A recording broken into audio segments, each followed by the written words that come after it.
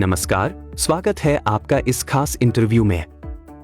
आज हमारे साथ हैं पूर्वांचल के सर्वश्रेष्ठ gastroenterologist doctor Ankur Yadav, DM gastroenterology, और हम बात करेंगे एक बहुत ही कॉमन लेकिन गंभीर समस्या कब्ज, कॉन्स्टिपेशन के बारे में।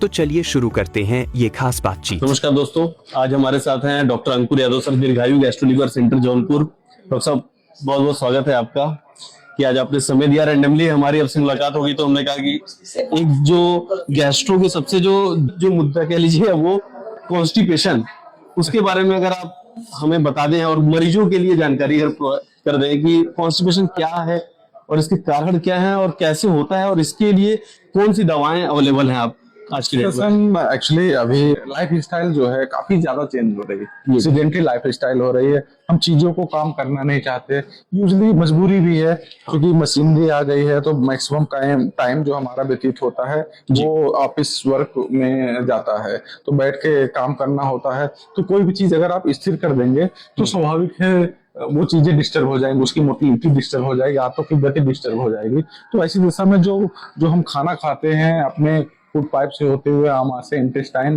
जो 7 मीटर लंबी आंत है उसको ट्रेवल करने के लिए जो प्रॉपर मूवमेंट होना चाहिए वो कहीं कहीं हिंडर होता है।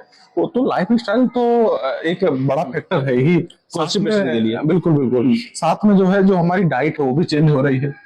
पहले हम लोग हाई फाइबर डाइट खाते थे, ये अपना जो है सीरियल्स लेते थे, उसमें जो है मिक्स सीरियल्स होते थे, ठीक है, और ग्रेन्स होते थे। अभी क्या हुआ कि सब सारी चीजें हट गई, इतनी रिफाइंड हो गई हैं चीजें कि हम जो है रिफाइंड चीजें खाना पसंद कर रहे हैं, तो उससे फाइबर हटता जा रहा है। और फाइबर हटता जा रहा है तो जो अपनी जो मोटिलिटी है जो कि उसको, क्योंकि फाइबर क्या करता है, एक तो वाटर को एब्जॉर्ब करता है और चीजों को जो है मोटिलिटी में जो है काफी जो है सहायक होता है।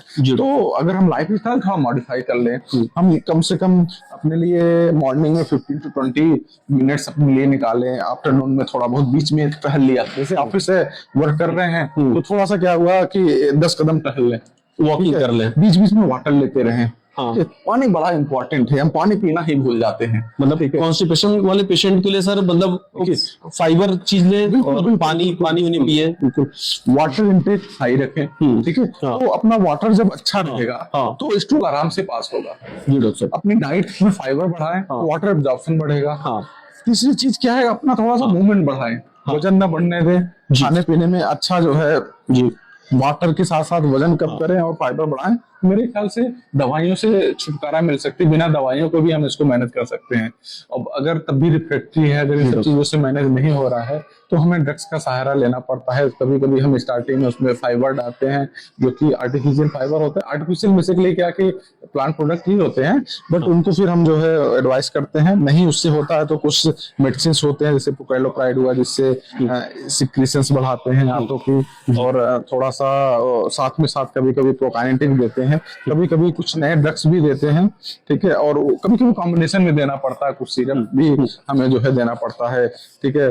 अल्टीमेटली गोल ये होता है कि कम से कम पेशेंट 1 से 2 बार स्टूल डेली पास करे जी, तो काफी हद तक हम इसमें सफल भी हो जाते हैं अगर सारी चीजें पेशेंट की है। बिल्कुल, जैसा आपने बताया कि मतलब पेशेंट को कॉन्स्टिपेशन अगर हो रहा है तो आप दवाइयां तो जो है वो तो मतलब सेकेंडरी हैं, पहले खुद से लाइफस्टाइल को उससे चीजें नहीं मैनेज हो रही हैं, सारी चीजें आप करके देख ले रहे हैं, तब भी लग रहा है कि नहीं, स्टार्टिंग में ही आपको बहुत मेहनत करनी पड़ रही है, बहुत ज्यादा प्रोलॉन्ग स्ट्रेनिंग करनी पड़ रही है, लंबे समय तक बैठना पड़ रहा है, ठीक है, और ब्लड आ जा रहा है, इतना टाइट हो रहा है, फिर हमें दवाइयों को सारा आपको लेना पड़ेगा। फिर उसके बाद फिर आप जो अगर नहीं सही हो रहा है तो फिर आप उसकी दवाई। और डॉक्टर साहब, जैसे इसमें कुछ खाने वाले कोई ऐसे फल हो जो कि कॉन्स्टिपेशन के लिए बहुत हेल्पफुल होते हैं, जो यूजुअली लोग जूस ज्यादा पीना पसंद करते हैं, फल नहीं खाना पड़ते, तो आपने जूस लिया तो फाइबर तो आपने हटा दिया। हाँ, फाइबर तो हाँ, क्योंकि जनरली तो लोगों को लगता है कि यार हम लिक्विड डाइट ले लें, हाँ फाइबर, हाँ फाइबर तो उसमें निकल जाता है। जूस बना दीजिए मौसमी का। हाँ जी डॉक्टर साहब, फाइबर साला तो अलग हो गया, फाइबर पूरा अलग हो गया, जूस हो गया,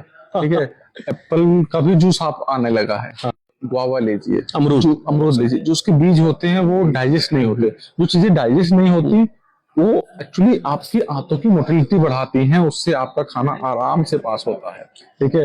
तो गुआवा लेना है, अमरूद लेना है, पपीता लेना है, ठीक है, सेब लेना है, इन सब चीजों से जो है आपके मतलब डॉक्टर साहब अमरूद बहुत ही बहुत बहुत ही हुआ, हेल्पफुल बेल है हुआ, कॉन्स्टिपेशन के मरीजों के लिए अमरूद। बिल्कुल। और घर से बना हुआ हम तो कहते हैं सत्तू पीजिए, सत्तू बिल्कुल। मतलब चना, सत्तू भी बेसिक चना और बहुत अच्छी चीज है, उसमें फाइबर बहुत, प्रोटीन तो होता ही है, साथ में फाइबर बहुत होते हैं। और चना और जौ का अगर आपने सत्तू बनवा लिया तो उसका कोई उसका कोई कोई तोड़ नहीं है कोई मतलब। तोड़ नहीं। तो हो सकता है ये सारी दवाइयों से आपको मुक्ति मिल जाए।